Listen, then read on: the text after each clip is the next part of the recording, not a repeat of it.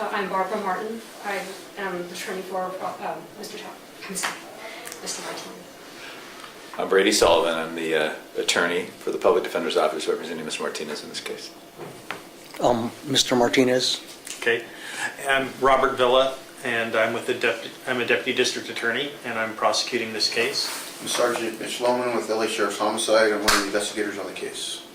My name is Howard Cooper. I'm also an investigator with the LA County Sheriff's Homicide Bureau investigating this matter. And I'm Jack Nadell from the District Attorney's Bureau of Investigation, operating the video. Okay. Why don't you guys take over and Okay, good. Go for it. Leon, obviously you know we're here to talk to you about a murder that took place in La Morrada. The actual date of it was July 23rd of 1992. You're familiar, obviously, with this case we're speaking of. I'm just going to simply ask you, in your own words, why don't you tell us what happened? Start at the very beginning. I know there was other people involved. Just kind of set the stage. How did you get introduced? How did this come about? Well, I got introduced to Mr. Ghonim. Is that his name? His last name? Ghonim? Ghonim, yes. Mm-hmm. I got introduced to him through a friend of mine for some narcotics. He wanted to buy some cocaine. Mr. Ghonim did? Yes. Okay. And I sold cocaine.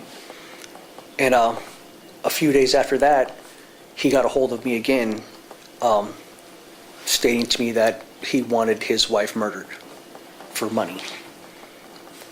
So I said, okay. And we decided to meet. Well, he came back later on that day and picked me up down the street and told me that he wanted it done over at this park. It was a secluded park.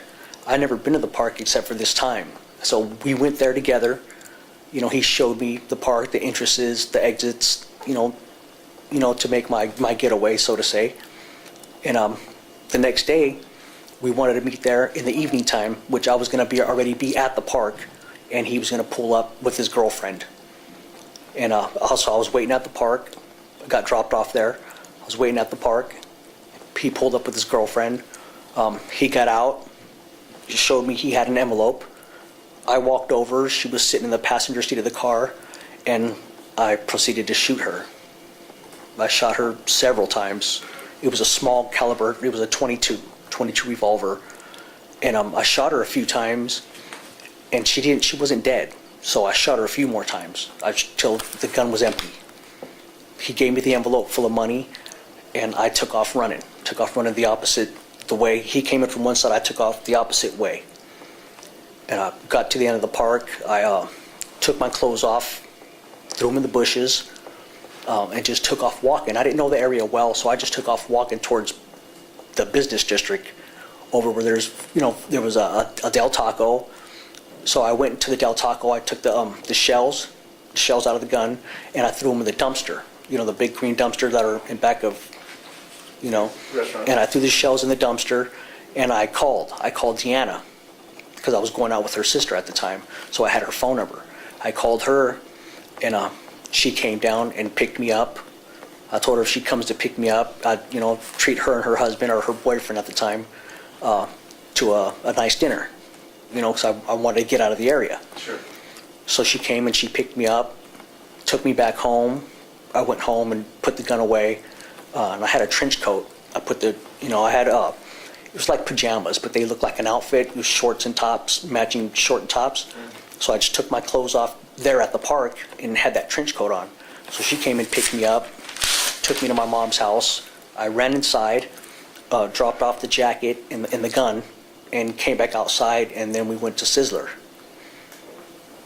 and ate. After you guys went to dinner, what happened next? We went back to the house, and she was talking about, I don't know if it was the very next day or the day after that, she was going to Loma Linda to take her daughter, because her daughter had a heart problem. And I said, I'd like to go, just get out of the city, because where my mother lived at, it was a lot of gangs. I wasn't involved in gangs. My friend was, but I wasn't involved in gangs. I was more into selling drugs, making money, because my mom was an alcoholic, so I didn't like living with her. So I lived in Orange County, sold drugs. I know it wasn't the best situation or the best thing to do, but it was better than live with my mom. She was belligerent alcoholic. We didn't get along. So I went with them early in the morning. They picked me up early in the morning because they had to be there at a certain time. So we drove all the way out to Loma Linda. You said one of the Woody daughters is the one that picked you up, right? Yeah, Deanna. Deanna, and you indicated that you knew her because you were dating her sister? Yes. What's the sister's name? You're Selena. going with? Selena? Yes.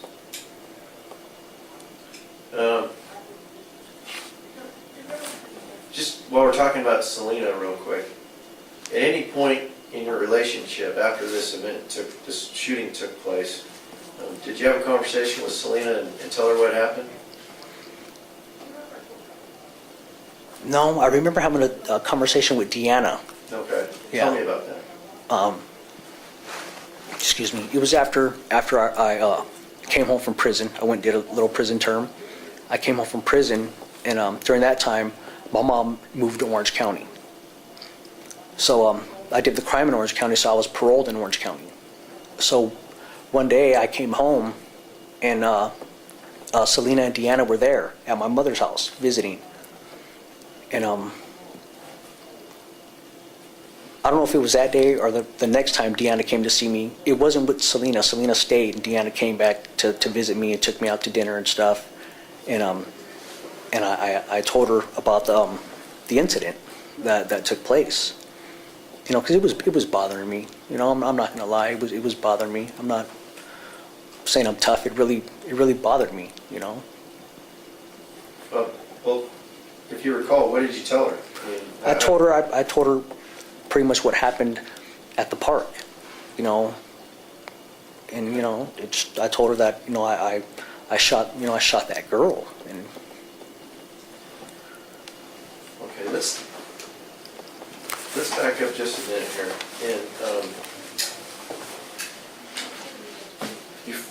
Mr. Ghonim, I'm going to call him Morrad. Okay. I believe that's his first name. yeah, We'll just call him Mr. Ghonim, okay? And then, so tell me how this works, story comes back at you, and you give him a number of 10,000. well, he comes back, I think 2 days later. Okay, 2 days later, he came back looking for me during the daytime, but I wasn't there. I was in Orange County. okay, And the friend of mine called me and told me this guy wants to talk to you. okay. I said, okay, well, maybe he's got more money. And that was the case. He had more money. Okay. So, on this second meeting with him, you guys agree at $10,000? Yes. Okay. And does he give you money then, or is it He gives later? me half. He gives me half then and half when it's done. That's So- why after I shot her, he gave me $5,000 more in an envelope.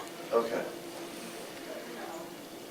So a couple days after your initial meeting, you agreed on 10,000. He gives you 5,000 cash right then.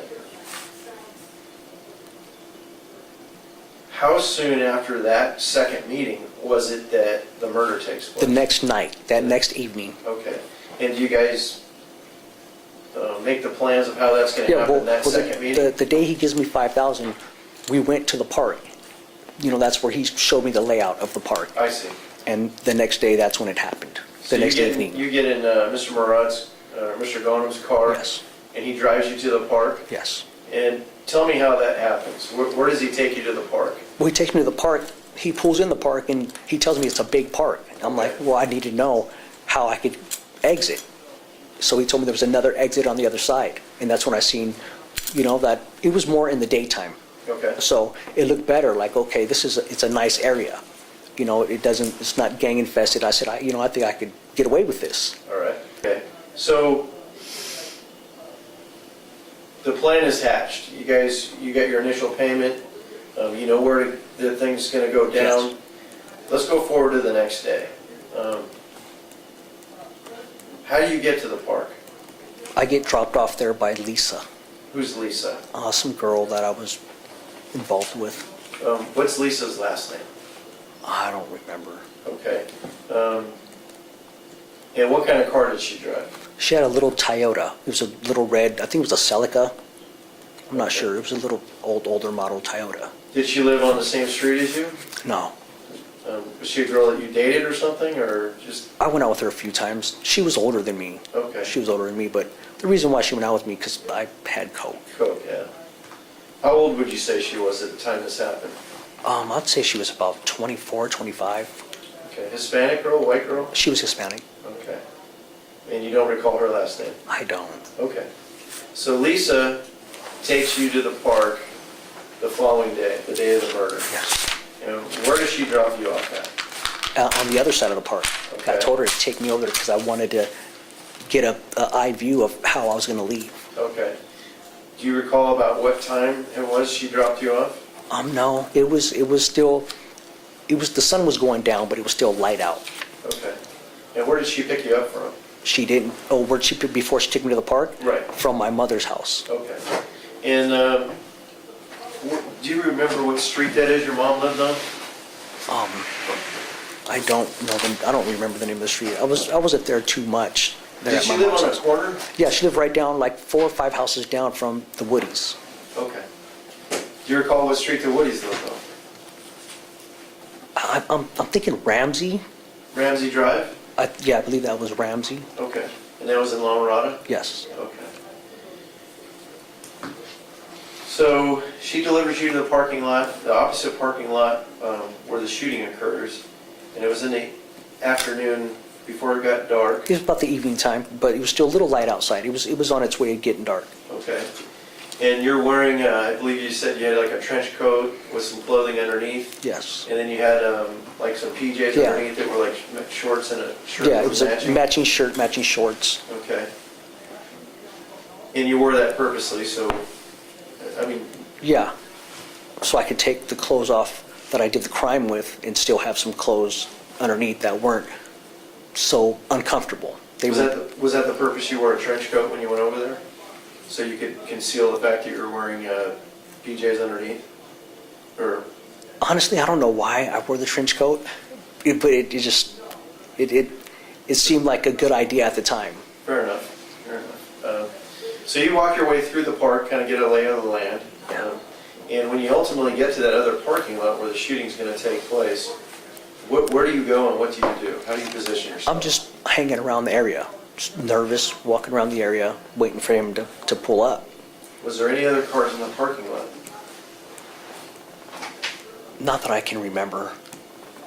Not that I can, my mind was so, my mind was going 100 miles an hour. I'm nervous, hands were sweating. I did coke, I was coked up, I'm not gonna lie. Okay. Do you recall if you were just standing out in the open or if you were standing in the bushes or? I think I was just hanging out, just like pacing, because I was coked up, I couldn't sit still. I was coked up, I was nervous. Do you ever remember any other park goers that may have bumped into you or contacted you while you were awaiting Mr. Ghonem's arrival? There was a few people in the park, but they weren't really paying attention to me or, they never asked me any questions or anything like that, just minding their own business.